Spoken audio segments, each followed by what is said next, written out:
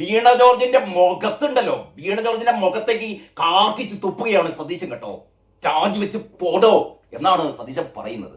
ഇങ്ങനെ ഒരു നന്മ ചെയ്തുകൊണ്ട് ആ വാർത്തയും പടവും വളരെ വളരെ നല്ല രീതിയിൽ മനോരമ കൊടുത്തിട്ടുണ്ട്. അതിങ്ങനെയാണ്: ചികിത്സാ പിഴവ് മൂലം നഷ്ടപ്പെട്ട വലത് കൈക്ക് പകരം ബാലികക്ക് വി ഡി സതീശന്റെ ഇടപെടലിൽ കൃത്രിമ കൈ. ആ പെൺകുട്ടിയുടെ ചോദ്യം കേൾക്കണേ.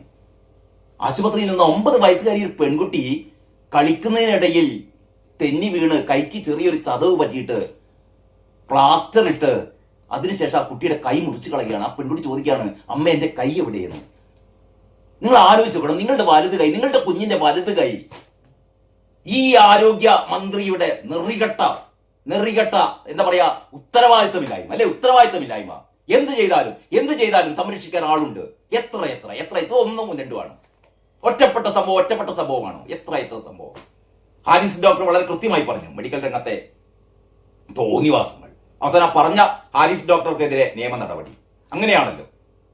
ഇത് CPM-ലും സംസ്ഥാന സർക്കാരിലും അങ്ങനെയാണ്.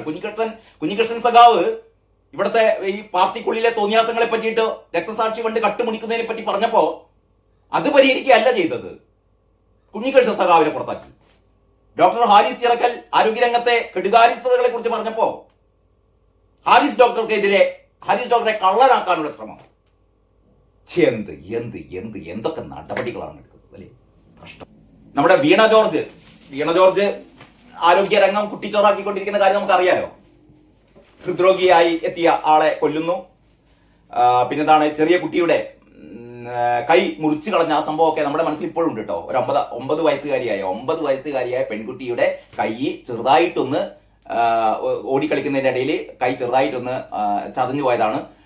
അത് കൃത്യമായി ഒരു മെഡിക്കൽ നെഗ്ലിജൻസിന്റെ ഫലമായി, ഒരു വൈദ്യശാസ്ത്രപരമായ അവഗണനയുടെ ഫലമായിട്ട് ആ പെൺകുട്ടിയുടെ കൈ മുറിച്ചു കളയേണ്ടി വന്നു. ഒരു പെൺകുട്ടിയുടെ വലത് കൈ മുറിച്ചു കളയെന്ന് പറഞ്ഞാൽ ആ നിമിഷം വീണ ജോർജ് രാജിവെച്ച് പോകേണ്ടതാണ്. ഇവിടെ കാണരുത്. പിന്നെ എന്തിനാണ് ഇങ്ങനത്തെ ഒരു ആരോഗ്യമന്ത്രി? ഞങ്ങൾക്കൊരു കപ്പിത്താനുണ്ട് എന്ന് പറഞ്ഞുകൊണ്ട് നിയമസഭയിൽ ഇങ്ങനെ ഡാൻസ് കളിക്കാനോ? ഞങ്ങൾക്കൊരു കപ്പിത്താനുണ്ട് സാർ, കപ്പൽ ആടി ഉലയുകയില്ല സാർ. കപ്പൽ ആടി ഉലയില്ല, കപ്പൽ മുങ്ങി താന്നു. ഞാൻ വാർത്ത. കൈ നിറയെ സ്നേഹവുമായി പ്രതിപക്ഷ നേതാവ്, ഉള്ളു നിറയെ സന്തോഷവുമായി വിനോദിനി എന്നാണ് കുട്ടിയുടെ പേര് കേട്ടോ. ആ വിനോദിനി എന്ന് പറയുന്ന കുട്ടിക്ക് പ്രതിപക്ഷ നേതാവ് വി ഡി സതീശൻ ഒരു കൃത്രിമ കൈ ഘടിപ്പിച്ചു കൊടുത്തിരിക്കുന്നു. പ്രതിപക്ഷ നേതാവ് വി ഡി സതീശനെ എത്ര അഭിനന്ദിച്ചാലും മതിയാവില്ല കേട്ടോ, എത്ര അഭിനന്ദിച്ചാലും മതിയാവില്ല. യഥാർത്ഥത്തിൽ ഇത് ചെയ്യേണ്ടിയിരുന്നത് സംസ്ഥാന സർക്കാരാണ്. നിങ്ങളൊന്ന് ആലോചിച്ച് നോക്കണം. ഒരു പാകപ്പിഴവ് പറ്റി, ഒരു തെറ്റ് പറ്റി എന്താ ചെയ്യേണ്ടത്? പ്രത്യേകിച്ച് ഒരു സ്ത്രീ കൂടിയായ ആരോഗ്യമന്ത്രി ചെയ്യേണ്ടത് വിനോദിനി എന്ന് പറയുന്ന ആ കുട്ടിയെ കെട്ടിപ്പിടിച്ചോ കരയുകയാണ്. മോളെ, തെറ്റ് പറ്റിപ്പോയി, നിനക്ക് ഞാനൊരു കൃത്രിമ കൈ എന്നെങ്കിലും വെച്ച് തരാം. ഒരു കൃത്രിമ കൈ ഒരിക്കലും ഒരു സ്വാഭാവിക കൈ ആവില്ല, നമുക്കൊക്കെ അറിയാമെങ്കിലും ആ കുട്ടിയുടെ കണ്ണീരൊന്ന് തുടച്ചുകൊണ്ട് ഒരു കൃത്രിമ കൈ വെച്ചു കൊടുക്കേണ്ടിയിരുന്നത് സംസ്ഥാന സർക്കാർ ആയിരുന്നു, വീണ ജോർജ് ആയിരുന്നു. പക്ഷെ തിരിഞ്ഞു നോക്കാറില്ല. ഇത് ആദ്യത്തെ സംഭവമല്ലല്ലോ. ഹർഷീന ഈ ആരോഗ്യമന്ത്രിയുടെ വീടിന് മുന്നിൽ സമരം നടത്തുകയാണ്. ഒരു ശസ്ത്രക്രിയ നടത്തിയിട്ടെ വയറ്റിനുള്ളിൽ കത്രിക വെച്ച് തുന്നിക്കെട്ടിവിട്ട ഹർഷീന 4.5 വർഷം ആ യുവതി വേദന തിന്ന് കഴിയുകയാണ്. ആ യുവതി ചോദിക്കുന്നത് തനിക്ക് നഷ്ടപരിഹാരം വേണമെന്നാ പറയുന്നത്. കൊടുക്കണ്ടേ നഷ്ടപരിഹാരം? കൊടുത്തില്ല.